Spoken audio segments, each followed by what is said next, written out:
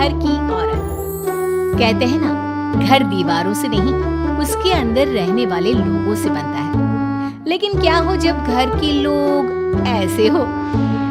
सारा दिन खाती रहती हो, सोती रहती हो, कोई काम नहीं है तुम्हारे पास। ऊपर से बहू के आ जाने के बाद तो तुम और निकम्मी हो गई हो। दिखावे के लिए हाथ में माला पकड़ ली है, बाकी कोई काम नहीं करती। अरे कैसी बात कर रहे हैं?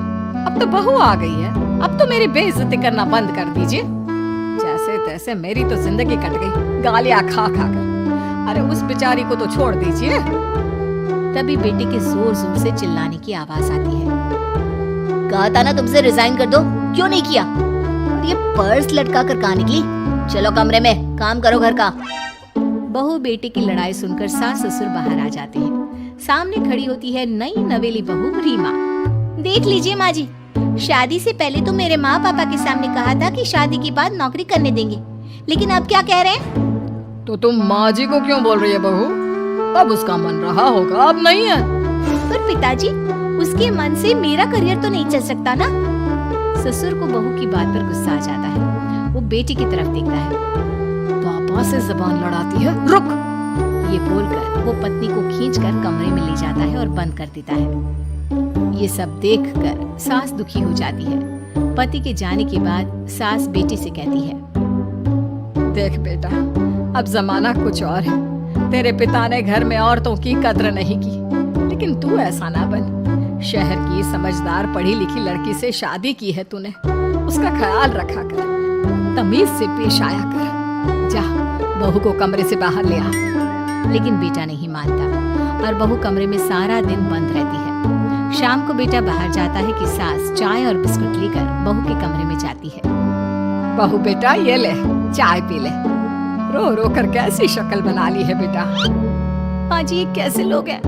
आप कैसे मैनेज कर रही हैं? ऐसे थोड़ी ना होता है माँ जी। घर की औरतों को तो पिताजी और ये इंसान समझते ही नहीं। क्या करूं बेटा, मैंने तो जैसे तैसे सह लिया, लेकिन तू ना सहना। दोनों बात कर ही रहे थे कि ससुर आ जाते हैं। अच्छा, तो अब बहू को भड़का रही हो? बहुत दिन हो गए मार खाए, अब क्या बहू के सामने खाओगे? जाओ यहाँ से, और जरूरत नहीं है ज्यादा इस लड़की को सर पर चढ़ाने की, समझी? बहू को ससुर की बात पर गुस्सा आ जाता है, लेकिन वो कुछ नहीं कहती। आए दिन बहू देखती है कि कैसे उसकी सास और उसके साथ उसका ससुर और पति गंदा व्यवहार करते हैं। फिर एक दिन, ये क्या बनाया है? खाना बनाना नहीं आता क्या? ये बोलकर वो खाने की भरी सारी थाली फेंक देता है। अरे बेटा कोई बात नहीं, शांत हो जा, मैं अभी बाहर से कुछ मंगवा देता हूँ। हाँ पापा, ऑर्डर करिए। ऐसे खाने से तो पेट भरने से रहा। वैसे खाना तुमको बनाना आता नहीं और बाहर जाकर नौकरी करना चाहती हो। अरे तुम जैसे को तो पूछते भी नहीं है बाहर। बहू को पति की बात पर गुस्सा आता है, तभी सास बोल पड़ती है। तेरे से ज्यादा पढ़ी लिखी है वो, तो तूने इसे कहा था कि तू नौकरी करने देगा तो तुझसे शादी कर ली, वरना ना ही करवाते इसके माँ बाप तुझसे शादी इसकी। और कमाती भी ये तेरे जितना ही है बेटा। बहू हैरान रह जाती है कि जो सास खुद के लिए एक बार भी खड़ी नहीं हुई, वो उसके लिए बेटे को भी भला बुरा सुना रही है। उसकी नजर में सास की इज्जत और बढ़ जाती है। वो सास को देखकर ये सब सोच ही रही थी कि उसके कान में एक जोर से चांटे की आवाज आती है। किसको मार पड़ी? वो देख ही रही होती है कि उसकी नजर जमीन पर बैठी सास पर पड़ती है। अभी तो धीरे से मारा, फिर जुबान खोली ना तो ऐसा मारूंगा कि कान के पर्दे फट जाएंगे। सास रो रही थी। बेटा और पति वहां से चले जाते हैं। पिताजी अच्छा किया माँ को जोर का चांटा लगाकर, आगे से जबान खोलने से पहले 4 बार सोचेंगी। बड़ी आई। दोनों हंसते हुए वहां से निकल जाते हैं। बहू सास को उठाती है और पानी देती है। मैंने ये दिन रोज देखे हैं बहू, लेकिन तू नहीं सहना। तू अपना जीवन अपने अनुसार जीना। शादी के वक्त मैंने तेरी माँ से बात करने की कोशिश की थी, उन्हें बताया था, लेकिन वो नहीं मानी। बहू सास को पकड़कर रोने लगती है। वो इसलिए नहीं मानी क्योंकि वो मेरी सगी माँ नहीं है। माँ जी, जिस तरह से आप मेरे लिए खड़ी हुई है ना, मेरी माँ भी नहीं हुई। बेटा मैं तेरा भला चाहती हूँ, तू नौकरी इस घर में रहकर तो नहीं कर पाएगी, एक काम कर, इस घर से चली जा, पैसे कमा और खुश रह। माँ जी, हो सकता है कल तक मैं आपके इस फैसले को मान जाती, लेकिन आज नहीं। माँ जी, आप यहाँ इस नर्क को झेले और मैं आपको छोड़कर चली जाऊं? नहीं, कभी नहीं। अगले रोज, सुनिए, वो क्या है ना, मुझे कुछ कपड़े और गहनों की जरूरत है, तो जरा पैसे दीजिए ना। अब आप घर के मर्द हो तो पैसे तो आपसे ही मांगूंगे ना। बुरा तो नहीं लग रहा ना आपको? नहीं नहीं, बुरा क्यों लगेगा, ये लो कार्ड, कर लेना शॉपिंग। अगले रोज, बिजली का बिल आया है 10,000 का, भर दीजिएगा। इतना बिल कैसे आ गया? बेटा वो क्या है ना, सारा दिन बहू घर में रहती है तो कमरे में एसी और टीवी चलता रहता है। अब कम से कम बाहर जाए तो 4 पैसे कमा कर लाए, लेकिन हम लोगों को थोड़ी ना औरत की कमाई खानी है, वो तो मर्द ही करता है ना।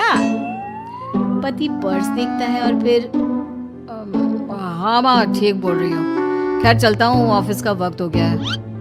पति ऑफिस से पिता को फोन करता है। पापा, घर के खर्चे तो बढ़ते ही जा रहे हैं, ऊपर से महंगाई आप देख रहे हैं। मैं सोच रहा हूँ क्यों ना मीना को नौकरी के लिए हाँ कर दूं, 4 पैसे ही लाएगी ना घर में।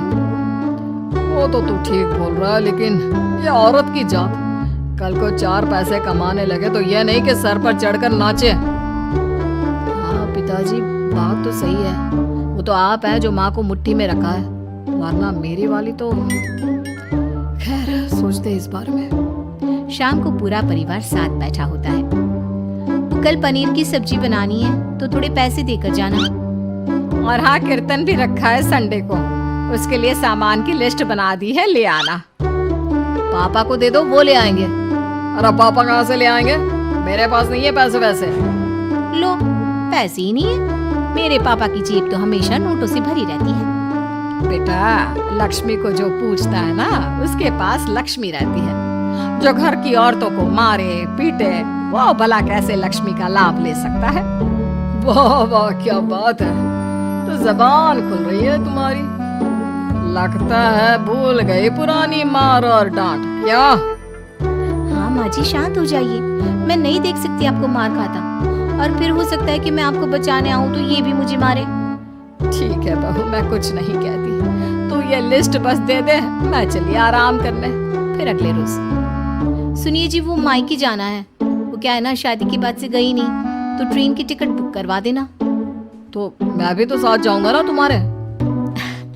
तो ठीक है, फिर फ्लाइट की ही टिकट करवा दीजिए। वो क्या है ना, अच्छा थोड़ी ना लगता है, आप पहली बार मेरे साथ जा रहे हो और हम ट्रेन से चले, ठीक है ना? पति ऑफिस जाता है, जहाँ उसका दोस्त कहता है, अरे क्या हो गया यार, परेशान सा दिख रहा है, तेरी तो नई नई शादी हुई है, भाभी परेशान कर रही है क्या?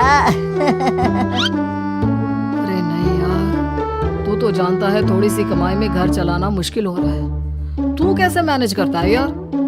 कैसे क्या यार, तू जानता है ना मेरी बीवी रिया को, वो टीचर है, फिर घर में ट्यूशन करती है, साथ में बच्चे भी पढ़ लेते हैं। यार, घर नाम की गाड़ी दोनों पहियों के साथ चलने से ही चलती है, वो भी कमाती है और मैं भी, और चल रहा है घर बस। पति को दोस्त की बात समझ में आती है, लेकिन पिता का ज्ञान कैसे भूल सकता था? भाई, कल को सर पर चढ़कर नाचने लगी तो। शाम को घर आता है, जहाँ उसकी बुआ और उसका बेटा बैठे होते हैं। अरे आ गया लल्ला, कैसा थका थका से लग रहा है, सब ठीक है ना? नमस्ते बुआ, कैसे आना हुआ? कैसा है रमेश? भाई को तो भाई की याद ही नहीं आती। अरे नहीं नहीं भैया, याद नहीं आती तो यहाँ कैसे आता? ये लीजिए मेरी शादी का कार्ड, जरूर आना। पति कार्ड खोलता है। डॉक्टर रश्मि, अरे वाह, तेरी होने वाली बीवी डॉक्टर है। और क्या भैया, आपकी बीवी इंजीनियर तो मेरी डॉक्टर। तभी वहाँ सास आ जाती है। अरे जब घर में ही बिठाना है बेचारी को, तो काहे का इंजीनियर है, तो काम वाली ही, घर का काम करती है और आराम। इतनी पढ़ी लिखी लड़की को घर पर क्यों बिठा रखा है? अरे बहू कहीं झोला छाप डिग्री तो नहीं लेकर आई है? पत्नी की बुराई सुनकर पति को गुस्सा आता है। नहीं बुआ, यूनिवर्सिटी टॉपर है मेरी मीना, और हाँ, बड़ी कंपनी में काम भी करती है। बस शादी के बाद कुछ महीनों की छुट्टी ली थी, अगले हफ्ते से ऑफिस शुरू हो जाएगा। क्यों मीना? तभी ससुर आ जाते हैं। हाँ, लेकिन फिर घर का काम कैसे होगा? और पैसे कमाने लगेगी तो सर पर। पिता की बात पूरी नहीं हुई कि बेटा, सर पर चढ़ने का हक है उसका पापा। पत्नी है वो मेरी, यानी मेरे घर की रानी। और रानियां तो सर का ताज होती है। क्यों मीना? मीना पति की बात सुनकर शर्मा जाती है। वाह बेटा, तू सही समय में समझ गया कि औरतों की इज्जत करने वाले घर में शांति और लक्ष्मी का वास होता है। अगर आपको हमारी ये कहानी अच्छी लगी तो कमेंट करके जरूर बताएं। और आप ऐसी ही और कहानी सुनना चाहते हैं तो हमारे चैनल को सब्सक्राइब कर बेल बटन दबाएं, वीडियो को लाइक करें और शेयर करना न भूलें।